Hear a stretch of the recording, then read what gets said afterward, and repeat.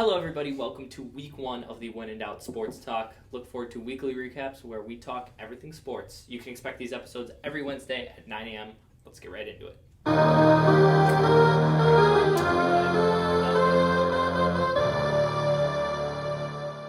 right, we want to start it off with the Packer game, considering I am a Packers fan. Not the surprise that I want to start it there. It was the first NFL game ever played in Brazil. And there were countless complaints online about the field quality, lowering the quality of football. It literally looked like the Packers and the Eagles were both playing on a slip and slide. It was pretty awful to watch. It was a very messy game of football, if I'm going to be honest. But with that being said, Saquon Barkley, of course, found a way to absolutely tear us apart. Will he be injured by week 4? Probably. But for this game, he absolutely went off. He had 24 carries for 109 yards and 2 touchdowns.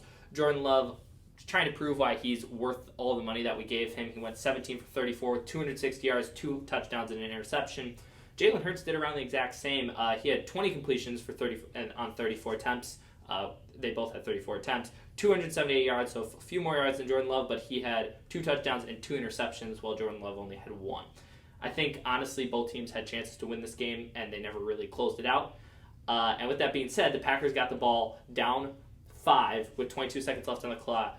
Jordan Love comes out, makes a gorgeous 35-yard pass down the sideline to Jalen Reed with 15 seconds left on the clock.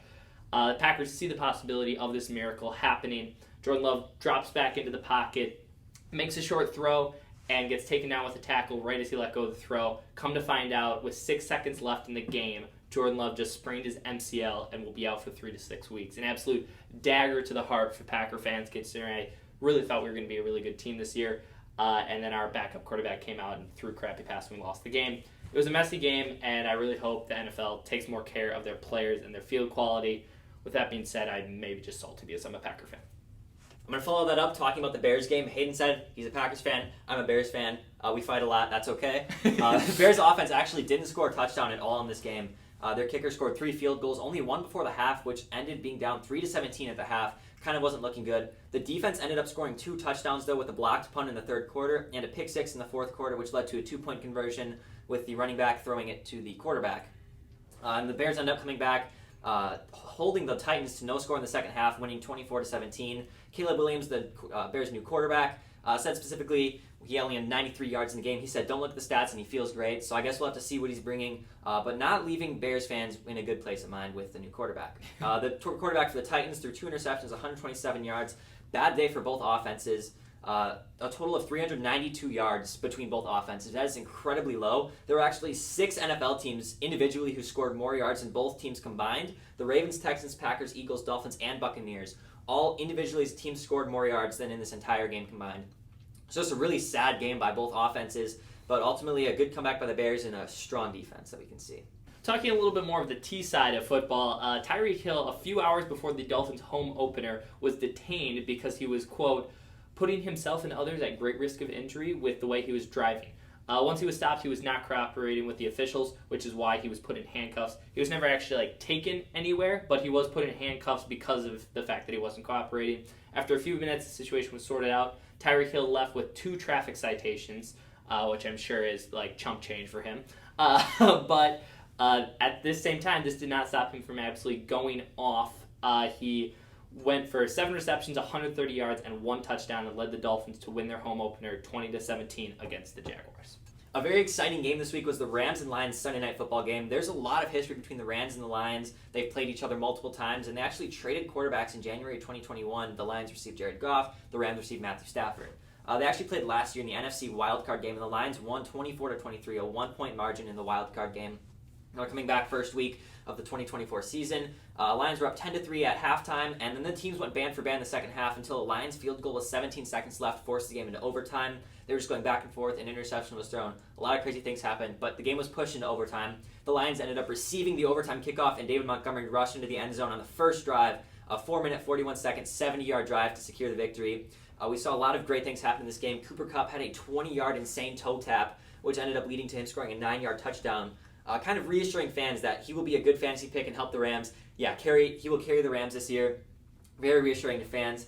Tyler Johnson, it was his second NFL appearance with the Rams. He played on the practice squad all of 2023 with only 1 appearance in an NFL game, and he ended up catching a 1-yard got past 1 yard past the line of scrimmage, and then he spun around a defender and ended up running it 62 yards before getting tackled. Crazy. Absolutely an amazing play if you watched it. And then Jamison Williams had 24.2 yards per catch in this game, a total of 121 yards, and he also had a 52-yard touchdown to begin the second half of the game. So we saw a lot of great plays, a lot of amazing players in this game, and ultimately it ended up being a really exciting game to watch. Yeah, and I want to add, in my last podcast, our last podcast, which you should go check out, that happens Saturday at 9 a.m., I mentioned that I specifically mentioned that I thought Cooper Kupp was going to go off this year, and Puka Nacua is super overrated, and not trying to say anything, but it seems like Puka Nacua is injured, and Cooper Kupp absolutely went off. So yeah, I forgot to mention, Puka Nacua got injured in that game. Really disappointing to a lot of fans. I think he was a first, second round draft pick for fantasy, and he ended up getting injured, and I don't know how long it's for. I haven't looked that much into it, but very disappointing. All right, quickly to end off our NFL talk before Hayden adds on with a little bit of tennis, I want to talk about Dak Prescott, who's the highest paid NFL player right now. A lot of high hopes for him being with the contract he signed. We talked about that in our podcast as well. And he only had 179 yards against the Browns. Kind of a poor performance for someone who's getting paid like $80 million a year. He had a 59% completion rate, which isn't horrible. He scored a touchdown. And he in an interview after the game, he said he's expecting more and he feels poor with that performance. So I think we can be expecting more from Dak Prescott, considering the contract he signed and a solid first performance, but something that we should be getting a lot more from him in the future. lastly, to end off week one of our sports talk, I want to talk a little bit about the U.S. Open. It's pretty hard to miss right now, even if you don't follow tennis at all, with all the American hopefuls that are up and coming and finally getting some big performances. And the big one, the one you have to highlight, Taylor Fritz, was the first American man to reach the U.S. Open final in 21 years. There's been an absolute drought of American men winning majors. It's been a very long time, and we really haven't had that talent that we had about 20-ish years ago and beyond that.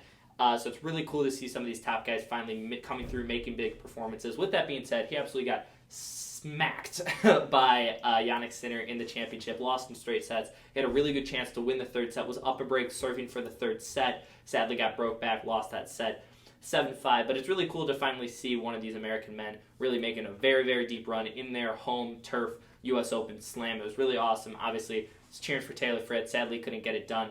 But I'm very confident that with all these guys, including Taylor Fritz, Francis Tiafoe, Ben Shelton, Tommy Paul, Sebastian Corda, all these guys are going to start having more and more big performances, and we are going to have a major by American man sooner than you think. That's my prediction.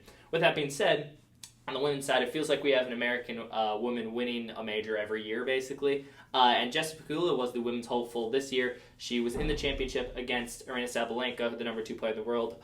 Aryna Sabalenka did smoke her pretty handily in the first set. The second set, Jessica Pegula was down 3-0, came back, won 5 games straight, was up 5-3, and then lost 3 games straight and lost the set 7-5. It was an absolute battle. 2 crazy matches, 2 Americans in the final. Sadly, neither of them could get it done. But the U.S. Open was super exciting to watch this year. And even if you don't keep up with tennis, U.S. Open time is a time you do want to watch it because it is just so fun to watch those Americans compete. And the atmosphere inside Arthur Ashe and in New York is just ridiculous for tennis. With that, thank you for sticking around to the end of week 1 of the One in Doubt Sports Talk. I think we saw some electrifying performances from a lot of players and teams this week. I agree. I think right now is the perfect time to start a sports talk as the NFL season gets its kickoff and we head towards other major sporting events like the MLB postseason. Just remember, stay tuned for more exciting content every Saturday and Wednesday at 9 a.m. on our podcast and sports talk episodes. Check out the link below for all of our socials, and we'll see you all on Saturday. See you then.